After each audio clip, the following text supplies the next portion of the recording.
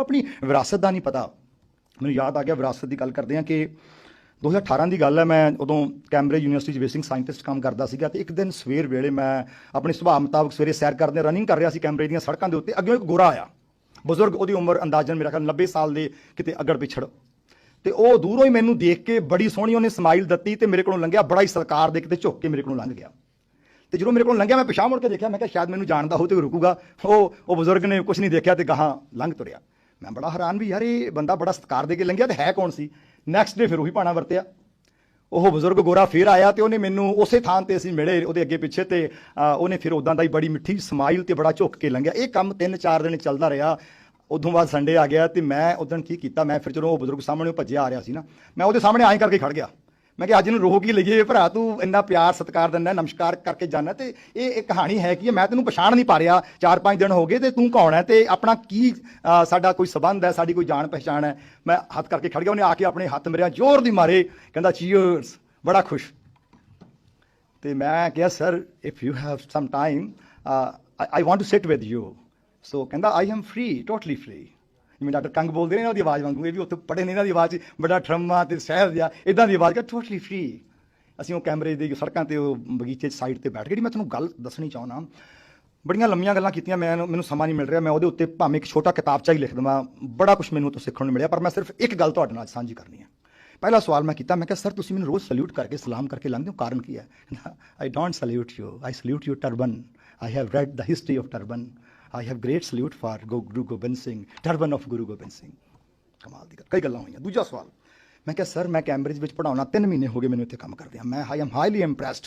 तुहाडे चों बहुत सारे डॉक्टर औलख ने, डॉक्टर गुरशरण सिंह मंच ते बैठे आ, दुनिया 'च इन्होंने काम किया, डॉक्टर इंद्रजीत सिंह बड़े वड्डे विज्ञानी ने, पता नहीं कित्थे कित्थे जाके इन्होंने काम किया। मैं क्या यार थोड़ा कैम्ब्रिज का पढ़ाई का, एजुकेशन का, डिसिपलिन का, प्रोफैसरां का, स्टूडेंट्स का जिहड़ा डिसिपलिन है, आई एम हाईली इंप्रैसड। मैं क्या तुसीं ये बनाया किवें, मैनूं ये समझाओ। मैं हर गल नूं अपनी PhD नाल रिलेट करदा कि इत्थों काम करके जो मैं PhD भी जाऊँगा, उत्थे कोई जे मेरे वस 'च होया तो मैं इदां दा माहौल तैयार करूँगा। पर मैनूं दसो तुसीं ये कीता किवें है ते मैं कुछ सिख सकां।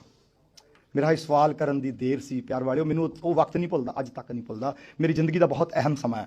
उहदियां अखां दे विचों मैं तुप के डिगदे थल्ले देखे, एकदम उन्हें अपनी अखां साफ कीतियां। मैं कहा सर मैं कुछ गलत कह दिता तुहानूं? मैं सिर्फ ये पूछा तुसीं कैम्ब्रिज दा इन्ना वधिया माहौल किवें तैयार कीता? मैं अपने PhD विच भी चाहुंदा इदां दा माहौल उत्थे क्यों नहीं? तुसीं ये कित्थों लिया? अखां साफ करके कहंदा सॉरी सॉरी, 3 बार उन्हें sorry sorry sorry sorry. Our ancestors betrayed you, Mr. Singh. We borrowed it from Punjab. My goodness, मेरे पैरों ਤੋਂ ਜ਼ਮੀਨ ਨਿਕਲੀ।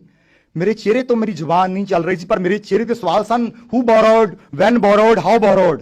उस गोरे ने सब कुछ पढ़ लिया। Dr. Singh, I know what you are going to ask me. The story starts from 1809.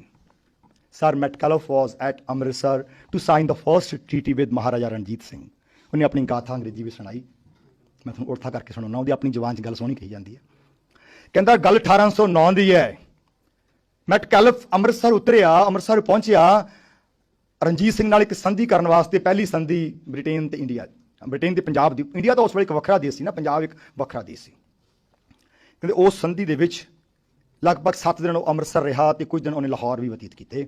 ते वो 3 गल्लां उत्थों उन्हें सिखियां ते उन्हें पार्लीमेंट, ब्रिटिश पार्लीमेंट में जाके मैटकैल्फ ने कहियां। कहता उत्थों एक कहानी शुरू हुई। पहली गल मैटकैल्फ ने कही, कहता भी मैं पंजाब च देख के आया भी हर पिंड दे विच, सत्थां दे विच, स्कूलों के विहड़ियां विच घड़ियां लगियां ने, सूरजी घड़ियां। कहता उदों इंग्लैंड दे विच घड़ियां दा रिवाज नहीं सीगा। कहता थोड़ा एक गोल्डन टैंपल है, उहदे विच टाइम के हिसाब नाल म्यूजिक दीयां मेलोडी चेंज होंदियां ने, वखरे राग गाए जाते हैं, घड़ियां सूरजी लगी हुई है उत्ते। आपां अज भी देखदे आ प्रकर्मां दे खब्बे हत्थ भाई एक कारीगर सी लहणा सिंह, कारीगर क्यों असीं उहनूं इंजीनियर कहने, इंजीनियर लहणा सिंह, जिन्हें वो घड़ी उदों बनाई ते अज तक कुछ शोभित है प्रकर्मां दे खब्बे हत्थ। कहता वो मैं हैरान हाँ, मैटकैल्फ कहता दिने तां सूरज नाल टाइम देख लैंदे ने, वो रात नूं टाइम किवें देखदे आ? एक ठीक समय ते एक आवाज़ आउंदी है बड़ी इलाही, ਉਹਦੇ उस टाइम ਦੇ ਉੱਤੇ ਇਲਾਹੀ ਕੀਰਤਨ ਸ਼ੁਰੂ ਹੋ ਜਾਂਦਾ। ਕਹਿੰਦਾ ਇਹ ਸਮੇਂ ਦੇ ਅੰਨੇ ਪਵਾਉਂਦੇ ਨੇ ਪੰਜਾਬ ਦੀਆਂ ਸੱਥਾਂ ਦੇ ਵਿੱਚ, ਸਕੂਲਾਂ ਦੇ ਵਿੱਚ ਸੂਰਜੀ ਘੜੀਆਂ ਲੱਗੀਆਂ। ਜਿਹੜੀ ਮੈਟਕੈਲਫ ਨੇ 1809 ਦੀ ਸੰਧੀ ਤੋਂ ਜਾ ਕੇ ਬ੍ਰਿਟਿਸ਼ ਪਾਰਲੀਮੈਂਟ ਵਿੱਚ ਗੱਲ ਕਹੀ ਕਿ ਸਾਨੂੰ ਵੀ ਟਾਈਮ ਦੇ ਪਾਬੰਦ ਹੋਣਾ ਚਾਹੀਦਾ। ਮੈਂ ਤੁਹਾਨੂੰ ਸਾਰਿਆਂ ਨੂੰ ਮੁਬਾਰਕ ਦਿੰਦਾ, ਸਾਡੀ ਅੱਜ ਦੀ ਭਾਵਨਾ ਸੀ ਕਿ ਠੀਕ 11 ਵਜੇ ਆਪਾਂ ਇਹ ਸਮਾਗਮ ਸ਼ੁਰੂ ਕਰੀਏ, ਆਪਾਂ ਕੀਤਾ। ਸੋ ਇਹ ਮੈਟਕੈਲਫ ਨੇ ਪੰਜਾਬ 'ਚ 1809 'ਚ ਦੇਖਿਆ ਸੀ। ਦੂਸਰੀ ਗੱਲ, ਮੈਟਕੈਲਫ ਨੇ ਬ੍ਰਿਟਿਸ਼ ਪਾਰਲੀਮੈਂਟ ਵਿੱਚ ਜਾ ਕੇ ਗੱਲ ਕਹੀ ਕਿ ਮਹਾਰਾਜਾ ਰਣਜੀਤ ਸਿੰਘ ਇਸ ਵੇਲੇ 2 ਪ੍ਰੋਜੈਕਟਸ ਤੇ ਕੰਮ ਕਰ ਰਿਹਾ ਹੈ। ਪੰਜਾਬ एंपायर ऑफ पंजाब, जिन्होंने आप दरबार खालसा कहने, खालसा दरबार लाहौर, कहता इस वे वो 2 मुख एजेंडे ने, वो पता किहड़े सीगे?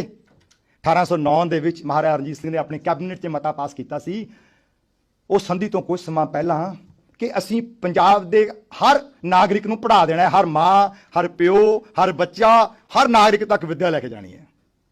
1809 ਦੇ ਵਿੱਚ ਕਹਿੰਦਾ ਮੈਟਕੈਲਫ ਨੇ ਬ੍ਰਿਟਿਸ਼ ਗਵਰਨਮੈਂਟ ਨੂੰ ਕਿਹਾ we don't have elementary education project, ਸਾਡੇ ਕੋਲ ਕੋਈ ਐਕਟ ਹੀ ਨਹੀਂ ਹੈਗਾ ਐਲੀਮੈਂਟਰੀ ਐਜੂਕੇਸ਼ਨ ਐਕਟ, ਤੇ ਉਹ ਸ਼ੁਰੂ ਕਰ ਚੁੱਕਿਆ ਉੱਥੇ, ਵੀ ਮਸਟ ਗੋ ਫॉर दैट। ਤੀਸਰੀ ਗੱਲ ਕਹਿੰਦਾ ਮਹਾਰਾਜਾ ਸਿੰਘ ਦਾ ਦੂਜਾ ਪ੍ਰੋਜੈਕਟ ਇਹ ਹੈ ਕਿ ਪਿੰਡਾਂ ਦੀਆਂ ਪੰਚਾਇਤਾਂ ਨੂੰ ਸੈਲਫ ਡਿਫੈਂਸ ਵਿੱਚ ਇੰਨਾ ਮਜ਼ਬੂਤ ਕਰ ਦੇਣਾ ਹੈ। ਉਹਨੇ ਮੈਟਕੈਲਫ ਨੂੰ ਦੱਸਿਆ ਕਿ ਅਸੀਂ ਇਹਦੇ ਤੇ ਕੰਮ ਕਰ ਰਹੇ ਹਾਂ ਕਿ ਹਰ ਪਿੰਡ ਕੋਲੇ ਅਸਲਾ ਹੋਊਗਾ, ਹਰ ਪਿੰਡ ਵਿੱਚ ਫੌਜ ਹੋਊਗੀ, ਤੇ ਉਹ ਵਲੰਟੀਅਰ ਫੌਜ ਹੋਊਗੀ, ਪੇਡ ਨਹੀਂ ਹੋਊਗੀ। ਉਹ ਆਪਣੇ ਪਿੰਡ ਦੀ ਇੱਜ਼ਤ ਦੀ ਪੱਤ ਦੀ ਰਾਖੀ ਕਰਨ ਦੇ ਅਧਿਕਾਰ ਉਹਦੇ ਕੋਲ ਹੋਣਗੇ, ਤੇ ਉਹ ਮੇਰੇ ਅਧਿਕਾਰ ਨੂੰ ਵੀ ਮੋੜ ਸਕਦੇ ਨੇ ਜੇ ਕਿ ਮੈਂ ਗਲਤ ਕੰਮ ਕਰ ਰਿਹਾ ਹਾਂ। ਤੇ ਮੈਟਕੈਲਫ ਕਹਿੰਦਾ wonderful, the public with such high command they can challenge the king, they can protect themselves, they have their own decision making body। ਕਹਿੰਦਾ we don't have such kind of structure in Britain, we must think of that। ਕਹਿੰਦਾ ਇਹ ਤਿੰਨ ਗੱਲਾਂ ਉਹਨੇ ਕਹੀਆਂ ਤੇ ਕਹਿੰਦਾ sorry, ਕਹਿੰਦਾ you started this work in 1809, ਕਹਿੰਦਾ our records speak that by 1830 entire Punjab ਸਾਰਿਆਂ ਵਿੱਚ ਇੰਨੀ ਵਿਦਿਆ 100% ਦੇ ਲਗਭਗ 1830 ਦਾ ਡਾਟਾ ਦੱਸਦਾ ਕਿ ਪੰਜਾਬ ਵਿੱਚ ਹਰ ਬਜ਼ੁਰਗ, ਔਰਤ, ਮਾਂ, ਬਾਪ, ਨੌਜਵਾਨ, ਬੱਚਾ ਪੜ੍ਹ ਚੁੱਕਿਆ ਸੀ। ਤੇ ਕਹਿੰਦਾ ਸਾਡੀ ਬ੍ਰਿਟਿਸ਼ ਪਾਰਲੀਮੈਂਟ ਵਿੱਚ 1870 ਵਿੱਚ ਇਹ ਐਕਟ ਆਇਆ, ਵਿਲੀਅਮ ਫੋਸਟਰ ਨੇ, ਜਿਹਨੂੰ ਐਲੀਮੈਂਟਰੀ ਐਜੂਕੇਸ਼ਨ ਐਕਟ ਕਹਿੰਦੇ ਨੇ। ਅਸੀਂ 1870 ਦੇ ਵਿੱਚ ਸੋਚਿਆ ਕਿ ਹੁਣ ਸਾਰੇ ਅੰਗਰੇਜ਼ ਜਿਹੜੇ ਬੱਚੇ ਉਹਨੂੰ ਪੜ੍ਹਾ ਲਈਏ, ਕਿਉਂਕਿ ਪਹਿਲਾਂ ਅਸੀਂ ਕਲੋਨੀਆਂ ਬਣਾਉਣ ਤੇ ਲੱਗੇ ਹੋਏ ਸੀ, ਆਪਣੀਆਂ ਦੱਬ ਲਈਏ ਲੋਕਾਂ ਨੂੰ ਜਾ ਕੇ ਆਪਾਂ। ਕਹਿੰਦਾ ਤੁਸੀਂ 1830 'ਚ ਕੰਮ ਕਰ ਲਿਆ ਸੀ। ਉਹ ਜਿਉਂ ਗੱਲ ਸੁਣਾਈ ਜਾ ਰਿਹਾ ਸੀ ਮੇਰੇ ਰੌਂਗਟੇ ਖੜੇ ਹੋ ਰਹੇ ਸੀ, ਮੈਨੂੰ ਨਹੀਂ ਸੀ ਪਤਾ ਇਹ ਸਾਰੀਆਂ ਗੱਲਾਂ ਦਾ। ਮੈਂ ਆਪਣੇ ਆਪ ਨੂੰ ਸਮਝਦਾ ਸੀ ਮੈਂ ਬਹੁਤ ਪੜ੍ਹਦਾ, ਪਰ ਮੈਨੂੰ ਇਹ ਕਿਤੇ ਮੈਨੂੰ ਪੜ੍ਹਨ ਨੂੰ ਨਹੀਂ ਸੀ ਮਿਲਿਆ। ਫਿਰ ਕਹਿੰਦਾ ਅਸੀਂ 1849 ਦੇ ਵਿੱਚ ਥੋੜ੍ਹਾ ਪੰਜਾਬ ਨੂੰ ਦੱਬ ਲਿਆ। ਪਹਿਲਾ ਕੰਮ ਅਸੀਂ ਕੀ ਕੀਤਾ, ਕਹਿੰਦਾ ਅਸੀਂ ਕਿੰਗਸ ਕਾਲਜ ਲੰਡਨ ਦਾ ਇੱਕ ਪ੍ਰੋਫੈਸਰ GW ਲੈਟਨਰ, ਉਹਨੂੰ ਈਸਟ ਇੰਡੀਆ ਕੰਪਨੀ ਨੇ ਅਪਰੋਚ ਕੀਤਾ ਕਿ ਪੰਜਾਬ ਦੇ ਐਜੂਕੇਸ਼ਨ ਸਿਸਟਮ ਨੂੰ ਖਤਮ ਕਰਨਾ, ਵੀ ਨੀਡ ਯੂਰ ਹੈਲਪ। ਉਹ ਬੰਦਾ ਸੀ ਡਾਕਟਰ ਲੈਟਨਰ, ਜਿਹੜਾ 50 ਭਾਸ਼ਾਵਾਂ ਪਾਣੀ ਵਾਂਗੂ ਬੋਲਦਾ ਸੀ। ਆਪਾਂ ਨੂੰ 4 ਤੋਂ ਵੱਧ ਨਹੀਂ ਆਉਂਦੀਆਂ ਹੁੰਦੀਆਂ, ਆਮ ਤੌਰ ਤੇ 3 ਹੀ ਆਉਂਦੀਆਂ ਹੁੰਦੀਆਂ। ਜਿਹੜਾ 50 ਭਾਸ਼ਾਵਾਂ ਪਾਣੀ ਵਾਂਗੂ ਬੋਲਦਾ ਸੀ, ਉਹਨੂੰ ਪੁੱਛਿਆ ਈਸਟ ਇੰਡੀਆ ਕੰਪਨੀ ਨੇ ਕਿ ਪੰਜਾਬ ਦਾ ਐਜੂਕੇਸ਼ਨ ਸਿਸਟਮ ਖਤਮ ਕਰਨਾ ਹੈ, ਕਿੰਨਾ ਸਮਾਂ ਲਏਗਾ, ਕਿੰਨੇ ਪੈਸੇ ਲਏਗਾ। ਕਹਿੰਦਾ ਮੈਨੂੰ ਜਾ ਕੇ ਦੇਖ ਤੇ ਲੈਣ ਦੋ ਹੈ ਕੀ ਹੈ। ਲੈਟਨਰ ਇੱਥੇ ਆਇਆ, ਉਹਨੇ ਆਪਣੀ ਕਿਤਾਬ ਦੇ ਵਿੱਚ ਲਿਖਿਆ history of indigenous education since annexation and in 1882। ਦੱਸਦਾ ਕਹਿੰਦਾ ਐਡਾ ਸਟਰੋਂਗ ਐਜੂਕੇਸ਼ਨ ਸਿਸਟਮ ਪੰਜਾਬ ਦੇ ਵਿੱਚ ਸਥਾਪਿਤ, ਹਰ ਮੰਦਰ ਨਾਲ ਇੱਕ ਸਕੂਲ ਹੁੰਦਾ ਸੀ, ਹਰ ਮਸੀਤ ਨਾਲ ਇੱਕ ਸਕੂਲ ਹੁੰਦਾ ਸੀ, ਹਰ ਗੁਰਦੁਆਰੇ ਨਾਲ ਇੱਕ ਸਕੂਲ ਹੁੰਦਾ ਸੀ। ਕਹਿੰਦਾ ਖਾਲਸਾ ਦਰਬਾਰ ਲਾਹੌਰ ਮੁਸਲਮਾਨਾਂ ਨੂੰ ਮਸੀਤ ਬਣਾਉਣ ਦੀ ਆਗਿਆ ਉਦੋਂ ਤੱਕ ਨਹੀਂ ਸੀ ਦਿੰਦਾ ਜਦੋਂ ਤੱਕ ਉਹ ਨਾਲ ਸਕੂਲ ਨਹੀਂ ਸੀ ਬਣਾ ਲੈਂਦੇ। ਹਿੰਦੂਆਂ ਨੂੰ ਮੰਦਰ ਬਣਾਉਣ ਦੀ ਆਗਿਆ ਉਦੋਂ ਤੱਕ ਨਹੀਂ ਸੀ ਮਿਲਦੀ ਜਦੋਂ ਤੱਕ ਸਕੂਲ ਨਹੀਂ ਬਣਾ ਲੈਂਦੇ। ਤੇ ਸਿੱਖਾਂ ਉਦੋਂ ਗੁਰਦੁਆਰੇ ਨਹੀਂ ਸੀ ਹੁੰਦੇ, ਸਿੱਖਾਂ ਦੀ ਧਰਮਸ਼ਾਲਾ ਹੁੰਦੀ ਸੀ, ਤੇ ਸਿੱਖਾਂ ਨੂੰ ਵੀ ਧਰਮਸ਼ਾਲਾ ਬਣਾਉਣ ਦੀ ਆਗਿਆ ਨਹੀਂ ਸੀ ਹੁੰਦੀ ਜਦੋਂ ਤੱਕ ਸਕੂਲ ਨਹੀਂ ਖੜਾ ਕਰ ਦਿੰਦੇ। ਐਡਾ ਐਜੂਕੇਸ਼ਨ ਸਿਸਟਮ। ਕਹਿੰਦਾ sir this is not so easy task. ਕਹਿੰਦਾ 50 ਸਾਲ ਲੱਗਣਗੇ। ਲੈਟਨਰ ਕਹਿੰਦਾ ਇਹਨੂੰ ਕੱਟਣ ਵਾਸਤੇ। ਕਹਿੰਦਾ ਐਡਾ ਕਹਿੰਦਾ moral education was the foundation of the education system. ਕਹਿੰਦਾ ਇੱਕ ਬੰਦਾ ਤੋਪ ਹੈ। ਤੇ ਈਸਟ ਇੰਡੀਆ ਕੰਪਨੀ ਕਹਿੰਦੀ ਲੈਟਨਰ ਟੇਕ 50 years, we have to totally cripple the education system of Punjab. ਇਹਦੇ ਬਿਨਾਂ ਸਾਡੀ ਗੱਡੀ ਨਹੀਂ ਚੱਲਣੀ। ਲੈਟਨਰ ਕਹਿੰਦਾ ਠੀਕ ਹੈ ਜੀ, ਅਸੀਂ 50 ਸਾਲਾਂ ਲਈ ਮੰਨਦੇ ਹੋ ਤਾਂ ਮੈਂ ਰੈਡੀ ਹਾਂ। ਕਿੰਗਸ ਕਾਲਜ ਲੰਡਨ ਦਾ ਉਹ ਪ੍ਰੋਫੈਸਰ ਸੀ, ਮੈਂ ਉਸ ਕਾਲਜ ਵਿੱਚ ਜਾ ਕੇ ਉਹਦਾ ਉਹ ਕਮਰਾ ਦੇਖ ਕੇ ਆਇਆ ਜਿੱਥੇ ਉਹ ਬਹਿੰਦਾ ਸੀ। ਉਹਨਾਂ ਪ੍ਰੋਫੈਸਰਾਂ ਨੂੰ ਮਿਲ ਕੇ ਆਇਆ, ਉਹੀ ਗੋਰਾ ਮੈਨੂੰ ਉੱਥੇ ਲੈ ਕੇ ਗਿਆ। ਤੇ ਉਹ ਜਦੋਂ ਇੱਥੇ ਉਤਰਿਆ ਤੇ ਉਹਦੀ ਕਿਤਾਬ history of indigenous education since annexation and in 1882, ਇਹ ਉਸ ਕਿਤਾਬ ਦਾ ਟਾਈਟਲ ਹੈ। ਤੇ ਉਹਦੇ ਵਿੱਚ ਸਾਰੀ ਗਾਥਾ ਨੂੰ ਲਿਖਦਾ। ਉਹਨੂੰ ਪਹਿਲਾਂ ਲਾਇਆ ਗਿਆ ਆਪਣੀ ਡਿਸਟ੍ਰਿਕਟ ਐਜੂਕੇਸ਼ਨ ਆਫਿਸਰ ਹੁੰਦਾ ਨਾ, ਉਦੋਂ ਪੋਜੀਸ਼ਨ ਸੀਗੀ inspector general schools, district inspector general schools. ਉਹਨੂੰ ਅੰਮ੍ਰਿਤਸਰ ਦਾ ਡਿਸਟ੍ਰਿਕਟ ਇੰਸਪੈਕਟਰ ਜਨਰਲ ਸਕੂਲ ਲਾਇਆ ਗਿਆ। ਫਿਰ ਇਹੀ ਬੰਦਾ ਗਵਰਨਮੈਂਟ ਕਾਲਜ ਲਾਹੌਰ ਦਾ ਪ੍ਰਿੰਸੀਪਲ ਬਣਿਆ। ਇਹੀ ਬੰਦਾ university of Lahore the founder ਬਣਿਆ। ਇਹੀ ਬੰਦਾ British high commission of education ਨੂੰ ਚੇਅਰ ਕਰਦਾ ਰਿਹਾ। ਉਹਦੇ ਸਾਰੀ ਗਾਥਾ ਲਿਖਦਾ ਕਿ ਮੈਂ ਕਿਵੇਂ ਕੰਮ ਕੀਤਾ। ਉਹ ਕਹਿੰਦਾ ਮੈਂ 50 ਸਾਲਾਂ ਲਈ ਆਇਆ ਸੀ, ਪਰ ਮੈਂ 33 ਸਾਲਾਂ ਵਿੱਚ ਇਹ ਕੰਮ ਨੂੰ ਪੂਰੀਆਂ ਕਰ ਲਿਆ। ਸਰਕਾਰ ਨੇ ਮੈਨੂੰ ਬਹੁਤ ਸਪੋਰਟ ਕੀਤੀ। 1882 ਵਿੱਚ ਉਹਨੇ ਲਿਖ ਕੇ ਦੇ ਦਿੱਤਾ ਸੀ ਕਿ ਕੱਲੇ ਪਿੰਡਾਂ ਦੀਆਂ ਕਹਾਣੀਆਂ, ਕਿ ਇਸ ਪਿੰਡ ਦੀ, ਇੱਕ ਪਿੰਡ ਨੂੰ ਉਹ ਕੋਟ ਕਰਦਾ ਸਿਆਲਕੋਟ ਦਾ ਪਿੰਡ ਚੂੜ ਚੱਕ। ਕਹਿੰਦਾ ਇਸ ਪਿੰਡ ਦੀ 1500 ਦੀ ਆਬਾਦੀ ਹੈ ਤੇ 1849 ਵਿੱਚ 1500 ਦੇ 1500 ਪੜ੍ਹੇ ਲਿਖੇ ਸੀ। ਰਾਣੀ ਨੂੰ ਕਹਿੰਦਾ ਅੱਜ ਉਹਦੇ 1500 ਵਿੱਚੋਂ ਸਿਰਫ 11 ਬੰਦੇ ਪੜ੍ਹੇ ਲਿਖੇ ਨੇ। ਖੁਸ਼ ਆ ਮੇਰੇ ਕੰਮ ਤੋਂ। ਆਈ ਵਰਕ ਫॉर 33 years। ਧੰਨਵਾਦ ਕਰਦਾ ਕਿ ਤੁਸੀਂ 1858 'ਚ ਮੇਰੀ ਬਹੁਤ ਮਦਦ ਕੀਤੀ।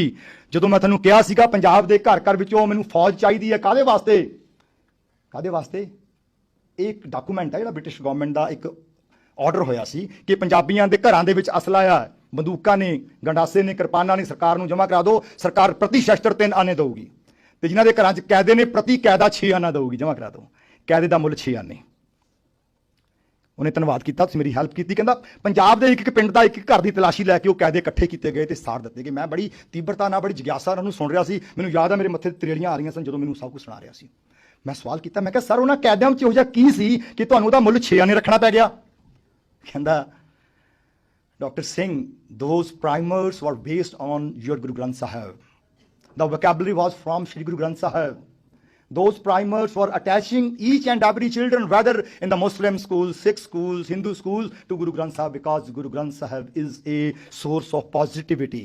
ਉਹ ਕੈਦੀਆਂ ਨੂੰ ਸਾੜਿਆ ਤੇ ਉਹ ਗੱਲਾਂ ਸੁਣਾ ਰਿਹਾ ਸੀ। ਮੈਂ ਕਿਹਾ ਹੋਰ, ਕਹਿੰਦਾ ਜਿਹੜਾ ਤੁਹਾਡਾ ਉਹ ਸਿਸਟਮ ਸੀਗਾ ਨਾ, ਤੁਹਾਡੀ ਇਕਨੋਮੀ ਸੀਗੀ, ਉਹ ਇੰਨੀ ਸਟਰੋਂਗ ਸੀਗੀ, ਕਹਿੰਦਾ ਉਸ ਵੇਲੇ ਪੰਜਾਬ ਦੇ ਸਿੱਕੇ ਦੀ ਕੀਮਤ ਸਾਡੇ ਸਿੱਕੇ ਨਾਲੋਂ 12-13 ਗੁਣਾ ਵੱਧ ਸੀ, ਇਸੇ ਕਰਕੇ ਯੂਰਪ ਦੇ ਲੋਕ ਤੁਹਾਡੇ ਉੱਥੇ ਜਾ ਕੇ ਨੌਕਰੀਆਂ ਕਰਦੇ ਸੀ, ਤਰਸਦੇ ਸੀ ਕਿ ਖਾਲਸਾ ਦਰਬਾਰ ਵਿੱਚ ਸਾਨੂੰ ਨੌਕਰੀ ਮਿਲ ਜਾਵੇ। ਇਹ ਕੀ ਸੀਗਾ? ਵਾਟ ਵਾਸ ਦਿਸ? ਐਡੀ ਸਾਡੀ ਸਟਰੋਂਗ ਇਕਨੋਮੀ, ਐਡਾ ਸਾਡਾ ਜ਼ਬਰਦਸਤ ਢਾਂਚਾ, ਤੇ ਪਿਆਰ ਵਾਲਿਓ ਆਪਣੀ ਵਿਰਾਸਤ ਦੇ ਉੱਤੇ ਮਾਣ ਕਰੀਏ, ਅਸੀਂ ਉਹਨੂੰ ਮੁੜ ਸੁਰਜੀਤ ਕਰਨਾ ਹੈ।